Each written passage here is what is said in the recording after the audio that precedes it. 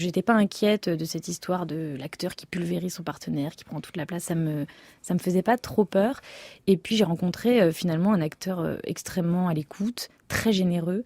On a vraiment joué ensemble et vraiment au cinéma c'est assez mystérieux, mais il y a des moments où on peut jouer chacun dans son couloir et ne rien échanger.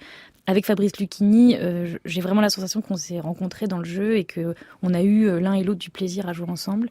Par ailleurs, il a une grande énergie que vous connaissez, qui est une énergie qui fait du bien à un plateau de cinéma, qui fait du bien à une équipe. Enfin, je trouve que c'est très fédérateur la manière qu'il a de se comporter sur le plateau. Et puis, c'est un grand acteur, donc je pense qu'il était l'acteur idéal pour interpréter ce rôle-là. Il a quand même une sorte d'aisance avec les mots, un sens du rythme. Et donc, c'était vraiment un plaisir de jouer avec lui.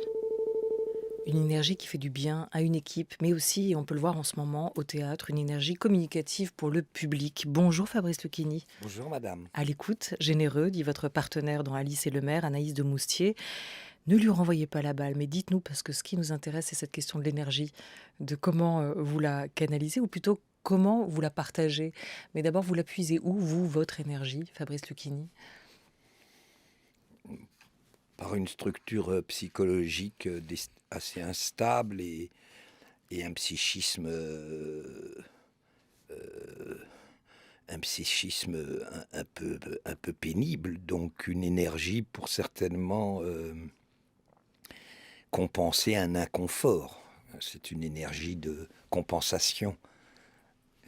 C'est une énergie qu'en analyse on appelle défensive, c'est-à-dire que ça va pas bien et l'énergie, c'est une manière de certainement de vaguement pratiquer un inconfort. Je pense que voilà, en gros, c'est une énergie. Je suis très touché d'abord de ce que dit la remarquable Anaïs de Moustier, parce qu'il n'y a pas d'acteur s'il n'y a pas d'écoute. Il n'y a pas d'acteur qui...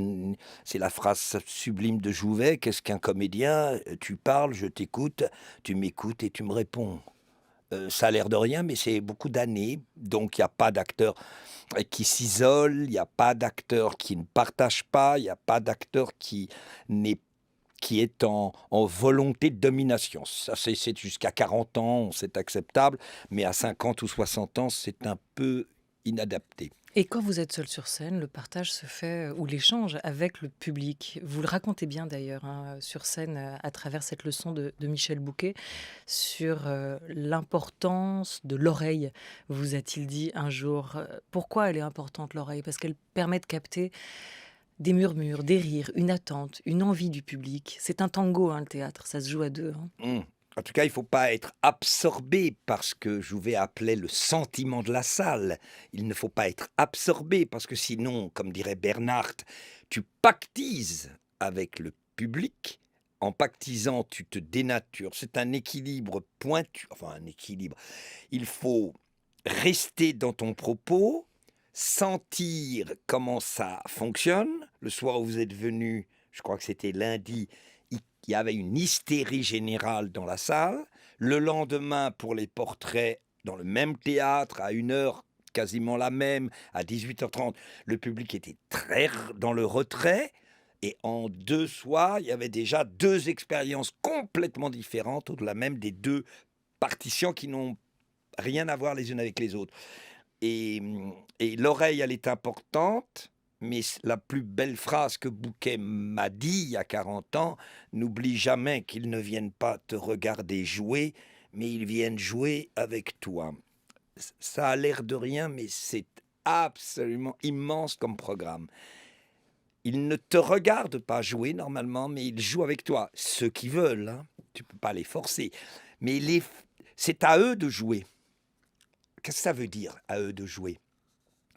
Vous transmettez un auteur, vous essayez de créer des moments drôles pour que la pilule exigeante, qui est quand même pas habituelle, Peggy en 2020, Peggy qui parle admirablement de la laïcité, du mysticisme et des instituteurs.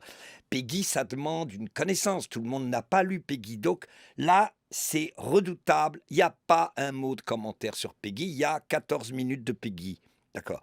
Puis après, on va venir à Céline, donc il faut au milieu créer un petit moment de récréation.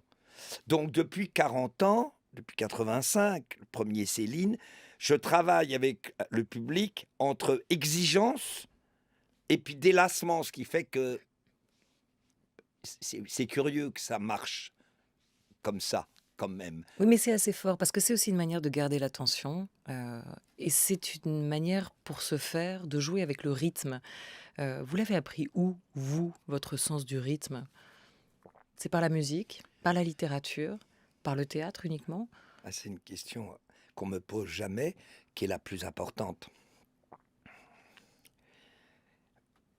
Une partition, nous avons une différence avec les musiciens, c'est que eux, qui sont supérieurs à nous, aucun acteur sera Glenn Gould, aucun acteur sera Murat Peraya, aucun acteur sera Martha je ne prononce jamais bien son nom, la grande pianiste, Martha Engerich, voilà, moi aussi j'ai Engerich. toujours du mal. Mais eux, ils ont une chance. Leur capacité de travail est 1000 fois supérieure à nous, pauvres comédiens. Mais ils ont une chance, c'est qu'il y a marqué Allegro, piano, pianissimo. Nous, on a une lecture. On a Rimbaud. Rimbaud, qui a 14 ans et demi, écrit « C'est un trou de verdure où chante une rivière, accrochant follement aux herbes des haillons d'argent, où le soleil de la montagne fière, lui, c'est un petit val. » Ce rythme, c'est à force d'écouter, d'enlever toutes les interprétations trop lyriques, trop personnelles, et essayer vainement, essayer constamment d'être au plus près des rythmes du texte. Car un texte, je parle à Hugo dans le dernier texte, dans les portraits sur Bose, c'est un ruisseau. Par moments, il est très lent, par moments, il va très fort. Et pour qu'on puisse rentrer en contact avec ces rythmes du texte, il faut abandonner, en quelque sorte, sa volonté de le jouer. Il faut rentrer dans une neutralité pendant des mois et des mois, des heures et des heures, essayer d'être dans un degré zéro, puis après, quelque chose s'impose. C'est ce que Jouvet et Bouquet me disaient toujours, dis la phrase 5 ou 10 heures par jour, la même, et tu verras. Bouquet avait une phrase merveilleuse dans Pozzo, dans Godot, il devait dire, qu'est-ce qu'il a, ce fouet? Il ne vaut plus rien, ce fouet. Il m'a dit qu'il avait travaillé une 50aine d'heures pour cette réplique, pour user, en quelque sorte, toutes les intentions. Après, vous me direz, oui, mais il est très Bouquet. Hein, il a beau user, ça c'est un autre sujet. Comme Jouvet, il a beau user, les gens vont vous dire, oui, mais il était Jouvet. C'est un autre sujet. Donc le rythme, c'est une chance de l'avoir. J'aime le théâtre comique, car ça exige aussi un sens du tempo. Une phrase drôle, dès qu'elle est intentionnelle et volontaire intellectuellement, elle rate son effet. Donc Labiche, Feydeau, Rimbaud, des gens qui n'ont rien à voir, t'apprennent modestement à structurer les différents auteurs. Voilà, vous ne jouez pas sur scène en ce moment, vous ne lisez pas, vous interprétez des textes. C'est la forme que vous avez choisie. Vous aviez commencé avec la poésie, vous avez poursuivi avec la question de l'argent à travers les textes des autres, puis par ces portraits, autoportraits, en vous appuyant notamment sur les croquis de Janco, Fabrice Lucchini, et à suivre Pascal, peut-être. C'est le spectacle annoncé pour dans 2 ans. Oui, On verra s'il on va aboutira. faire les pensées de Pascal Ouais. pour un public de plus en plus pointu. Et peut-être un échange entre Nietzsche et Pascal. Car Nietzsche disait de Pascal qu'il était la plus grande victime géniale de ce christianisme abject. Enfin, pas abject parce qu'il avait des termes mieux que ça. En gros, Pascal, qui était pour Nietzsche un génie, a été la victime terrible de cette philosophie de l'espoir et de l'amour du faible et des valeurs déclinantes de la vie. Ça, c'est un autre sujet trop grand qu'on ne peut pas entamer. C'est pour dans 2 ans. C'est votre manière à vous, en tout cas, de rendre limpide, accessible, populaire des écrivains réputés difficiles ou mal aimés. Janco, je l'évoquais, dans ses croquis de mémoire, c'est une promenade dans les jardins du passé. Avec de l'encre, une plume et du papier, on fait des miracles, écrit-il Janco. Janco, on l'écoute à propos de Dieu. Il y a un mot qui revient souvent sur votre plume, c'est le mot Dieu. Il est même, figure même dans le titre du livre qui a obtenu le prix Goncourt.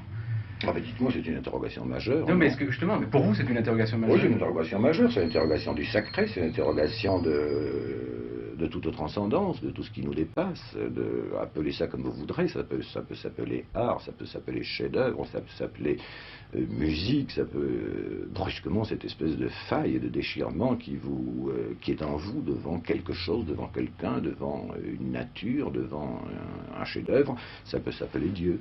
C'est le sentiment d'un dépassement, c'est le sentiment d'une finitude aussi. Il avait fait le portrait de Dieu, Janco?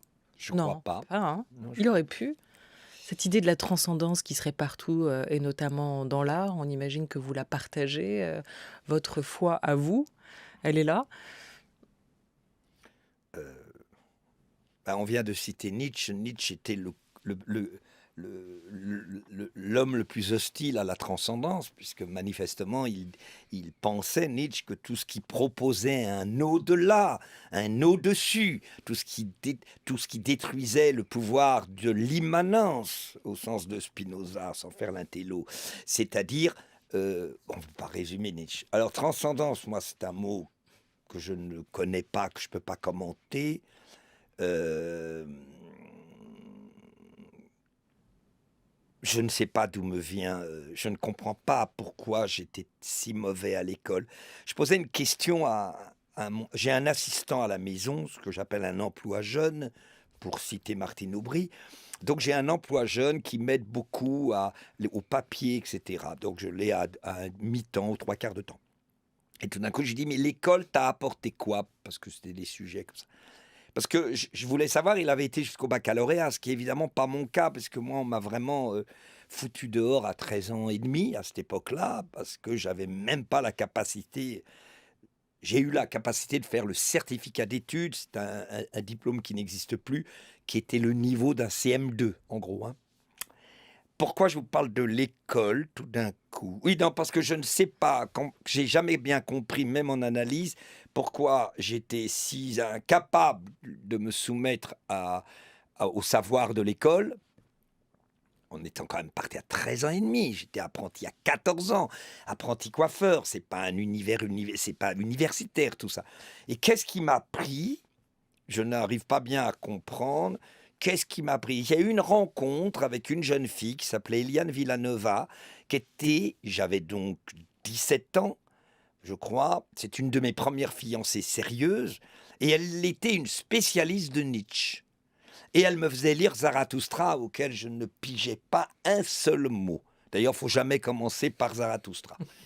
Et puis, cette jeune fille m'a fait lire Henri Laborie. Et elle m'a fait rattraper toutes mes années de... Donc j'ai lu la biologie, Jean Rostand, je ne savais même pas ce que c'était une cellule. Après, elle m'avait fait lire l'agressivité détournée d'Henri Laborie. Je me souviens même des titres. Et je raconte dans un spectacle, il y a quelques années, que je n'avais droit à un accomplissement physique que si j'avais prouvé que j'avais lu au moins 5 heures Nietzsche par jour. Évidemment, c'est exagéré. Donc, les auteurs, c'est ma rencontre avec mon professeur de théâtre, Jean-Laurent Cochet. C'est-à-dire, à 20 ans, je rencontre un professeur et là, j'ai une illumination, j'ai la Sainte Thérèse d'Avila. Je vois le professeur qui était essentiel, comme Peggy en a eu un. Je ne me compare pas au génie de Peggy. Et là, cet homme de théâtre, Jean-Laurent Cochet, me fait réaliser l'ampleur immense de ce métier qui est au service de la variété infinie de nos écrivains, de nos auteurs dramatiques. Et là, je me dis, ça va me prendre au moins 40 ans. Et Cochet disait, il y en a très peu qui réussiront, mais peu importe, vous apprendrez ce qu'est un écrivain. Et je pense même que le plus grand cours de littérature était chez lui, même si les gens ne devenaient pas acteurs. Parce que le moment où un comédien se saisit d'une œuvre, à 90%, il la trahit, il la boursoufle, comme dirait Jouvet, il détruit l'innocence de la réplique. Mais en même temps, connaître Molière en tant que praticien de Molière, c'est connaître Molière pas du tout comme un universitaire. Jouvet était très net là-dessus. La connaissance intellectuelle ne sert à rien pour un comédien. Parce que nous ne commentons pas la sociologie d'un écrivain. J'avais une question que vous alliez me poser, j'y ai pensé. Qu'est-ce que l'art? Mais c'est peut-être dans la deuxième partie. Qu'est-ce que l'art éclaire l'époque, hein? Mais j'attends que vous me la posiez. J'avais pourquoi cette promenade dans la mémoire littéraire? Est-ce que ces auteurs peuvent nous éclairer, d'après vous? On n'est pas très loin, mais je vous la reformulerai effectivement pour la D'accord. deuxième partie. Alors, c'est passionnant comme question. Vous avez glissé sur le côté scandaleux de Jean Co, personnage de gauche, assistant de Jean-Paul Sartre, tombant dans la presse réactionnaire, un vieux con, diraient les gens hostiles, pour la tauromachie, etc. Jean Co était devenu un personnage absolument infréquentable. Mais bon, c'est bien que vous ne l'évoquiez pas, parce que moi, ce qui m'intéresse dans Jean Co, c'est que, à mon avis, les portraits, les croquis de mémoire sont, avec Léon Daudet, les très grands portraitistes du XXe siècle. Il était très fortiche en portrait, et d'après vous, notamment parce qu'il ne psychologisait pas ses personnages. Dans plusieurs de ses portraits sont repris dans votre conversation à vous. Jean Co, il disait à propos de Sartre, dont il fut un temps secrétaire, avant de passer de l'autre côté, ouais, du Rubicon ou du Styx, il disait « Je ne lui dois rien, mais je lui dois tout ». Vous, de qui vous diriez ça aujourd'hui? Moi, je dois tout à ma mère. Je dois tout à mon père. Je dois beaucoup de choses à Michel Bouquet, beaucoup de choses à Louis Jouvet, beaucoup de choses à Éric Rohmer, beaucoup de choses, bizarrement, oui, beaucoup de choses à Labro. Rohmer énormément, parce qu'il m'a nommé alors que personne ne voulait. Juste quelques lignes très rapides. Il dit sur Sartre... je ne vais pas vous en parler, dit Jean Co, le modèle ne m'appartient pas et tremble trop dans les 1000 miroirs du souvenir de ma fidélité. Puis il ne s'agit que de fragments de Sartre, le mien. Et là, ça devient sublime.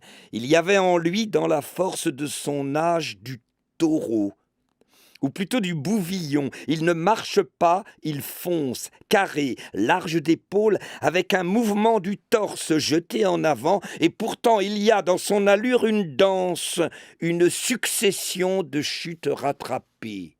Mais qui a parlé d'une démarche comme une succession de chutes rattrapées? Voyez comme on évite la démonstration psychologique. Et voyez le rythme, hein, comme vous aimez les écritures vives, rapides, les aphorismes aussi, hein, tout tient dans une phrase.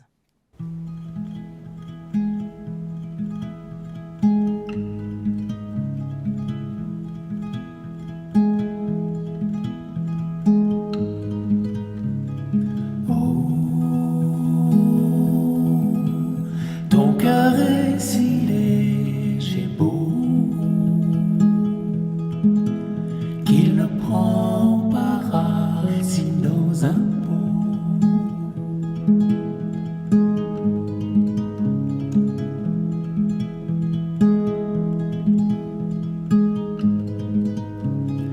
Oh, ton cœur est si léger, beau, qu'il ne prend pas racine dans un pot. C'est pourquoi tu trépignes au milieu des autres.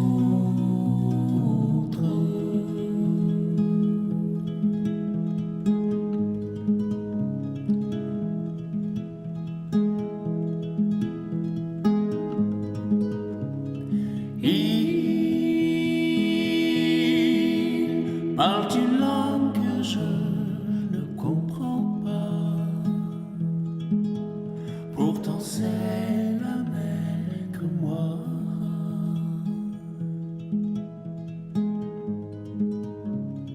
Je suis le frère d'une autre rive, et je flotte à la dérive. Je te rejoindrai, ma fille, à milieu de là.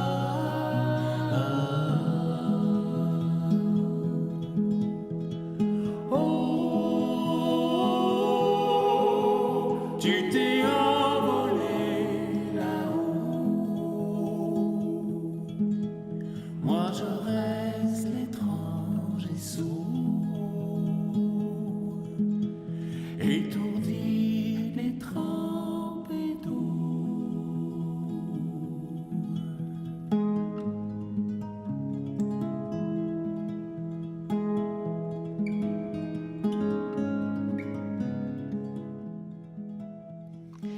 Les Facteurs Chevaux avec ce titre L'autre rive, extrait de leur nouvel album Chante Nuit. Ils s'appellent Samy Descoster et Fabien Guidolet. C'est un duo et ils seront le 20 novembre à la Boule Noire à Paris. France Culture, il est 12h23 déjà avec Fabrice Lucchini. Mais vous inquiétez pas, il ne reste pas 4-5 minutes. Il en reste beaucoup plus puisque Fabrice Lucchini est notre grand invité jusqu'à 13h30.